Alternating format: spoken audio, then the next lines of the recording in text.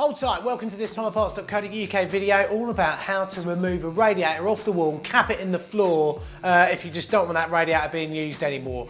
Before we continue with the video, please do subscribe to our videos. Also make sure that you follow us on Twitter and Facebook as well, where we upload loads of silly stuff on a weekly basis. And remember to hold tight. See you soon. plumberparts.co.uk, home of Find Your Plumber. So basically my mate Jordan's run me up, he's like, James, can you take some time out of your busy schedule to come out and just take this radiator off the wall, cap it off in the floor, because basically this room is above like a load of radiators downstairs and it's just a really warm room, and we're in a mid-terrace house here as well. So basically the only real external wall in this room is that one just there. So I was like, don't worry Jordan, I'll come around and do that right now. All you need to do is just grab me a couple of beers in the pub. Did you hear that, Jordan? Jordan's on his way upstairs right now, and if there's one lesson you guys want to learn, if you're just a DIYer and you have someone come around your house to do any work, the first thing you do is this. Love me do on it.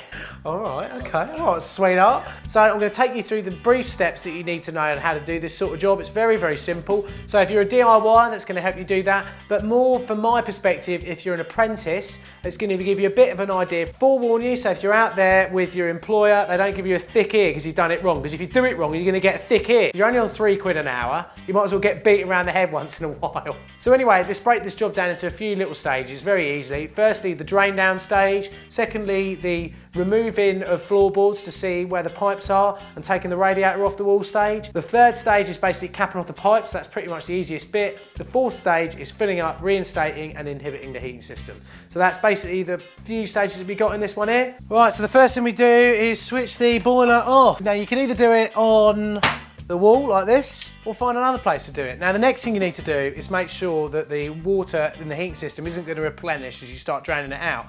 If you've got a loft tank in the loft, it might be a little bit beyond you if you're just a standard DIY to turn that off. Basically what you need to do is, I'd say, just find out where your main stopcock is, shut that off. But before you do that, remember, if you look at this t-shirt that we sell, to fill the kettle up before you do that. That's super important. Do it. So the next thing, once you've got the water off and you know you're happy with that, because we've got a combi system here, we've got a filling loop on here like that, we know that it's not going to replenish straight away because it's on a pressurised system. Make a note of what the pressure is in the system at the moment. Try to make that note when the system's cold.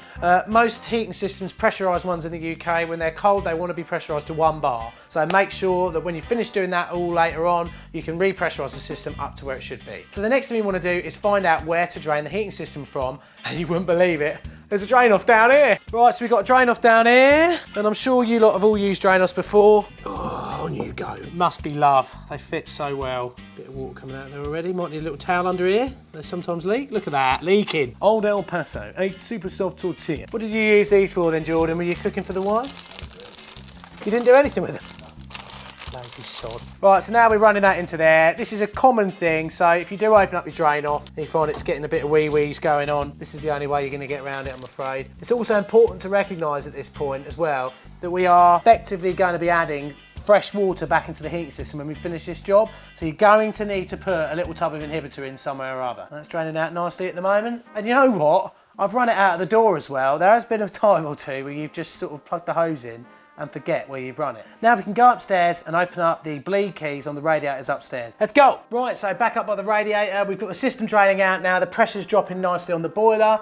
All we've got to do is just let the air in at the top of the system, okay? So now, this radiator that we're going to take off the wall is draining out. Make sure you open up both valves as well, the TRV and the lock shield. So then, cretins, time for us to do a little checklist before we move on. So number one, the boiler and the water supply has been switched off, so there's no electrics going to the boiler, there's nothing going to the water supply, so the system won't replenish. Or obviously, if it's on a pressurised system, the filling loop is shut. We've also then put our hose pipe on the drain off and started draining out. We've opened up the radiator valves upstairs or wherever we're working, and we're draining out the system as well. Obviously, if the radiator that you're working on is downstairs, you're going to have to drain all of the upstairs systems as well, and all of the radiators downstairs too. Try and make sure that there's no water in the radiator before moving on to the next stage. So I'm just going to go and finish off my cup of tea, and then in a moment of total trepidation, much likened to, I don't know, the film The Pianist by Roman Polanski, we're then going to pull back the carpet to see what the floorboards are made of. A moment of truth. Whether this job's going to be easy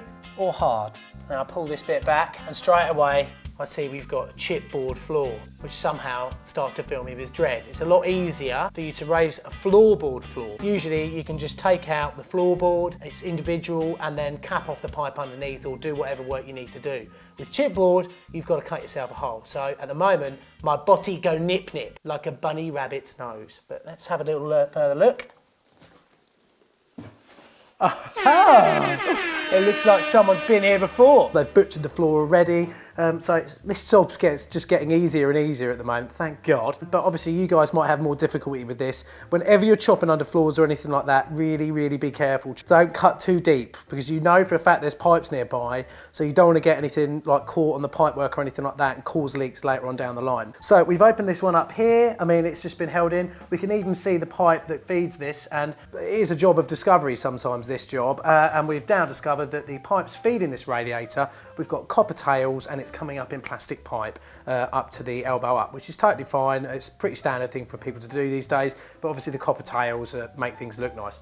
So all we need to do is we're going to whip that one up there, find the pipe there as well. It's effectively a quick job where we just cut the pipe, we put insert into the pipe, into the plastic pipe, and then we're just going to push a couple of caps on there like that, and then we are all done. Nice and easy, and that's the main job over. Obviously the problem that you guys might have a lot of the time is that this could be copper pipe. You can still use those push fits. The thing is, right, if it was copper pipe, I wouldn't.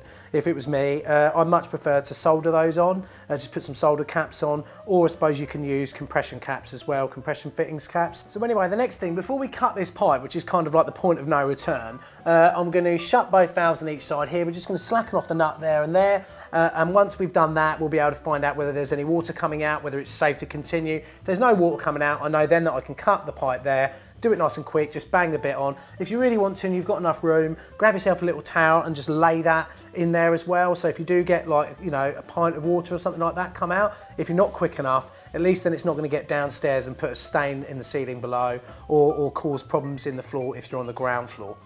So, right, number one, let's shut this one off. I'll do this first one while I'm laying here, because I like laying down working. And we shall just get this slackened off so it's nice and loose already. Look, no water coming out. I now know that I am totally free and fine to continue with this job here. We've got no water coming out of there, everything's great. I can even now as well open this up and just check there's no water coming out of that as well. So we know this radiator is now fully empty and we're ready to move on. Right, so we've got our bit where we want it. Right, so now it is a matter of speed. Now, you see the problem we've got here with this? You see that pipe there is nice and crushed. Even if you put an insert in there, I'm not going to be happy with that. I'll be worried that these edges here, these kind of hard corners, might push the rubber out of the fitting, which is kind of a bit of a problem with these push fit fittings. A lot of the time these rubbers can push out and no one really knows about it. So a good thing to do is to get the cut, then twist, try and twist your cutter so it's actually cutting. Right, and then now we can push through.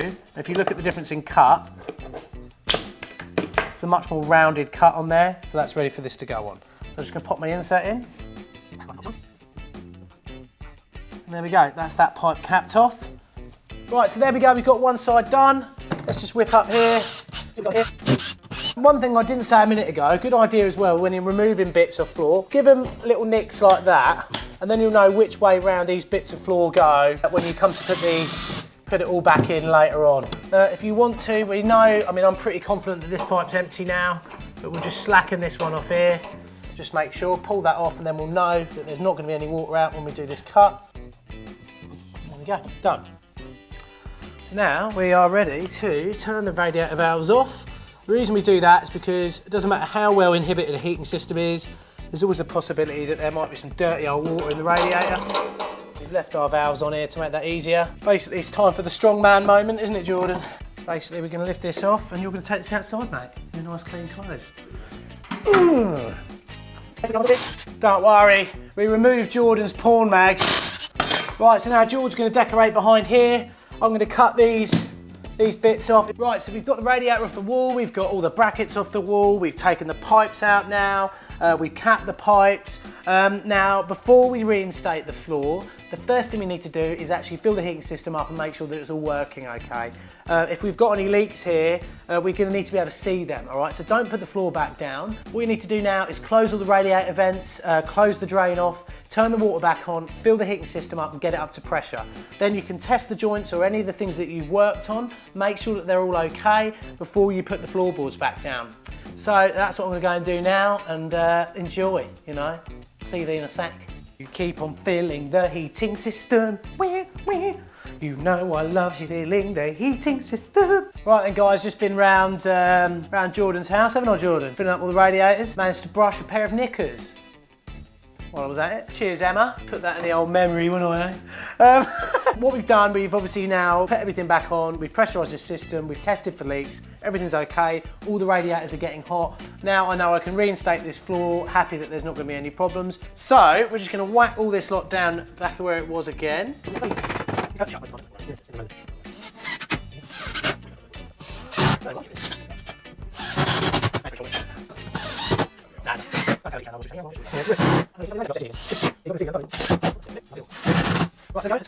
So then guys, there you go, you've seen how to take a radiator off the wall, how to take the pipes back into the floor. Obviously this is quite an easy job because, I mean, we found out we got plastic pipe under the floor.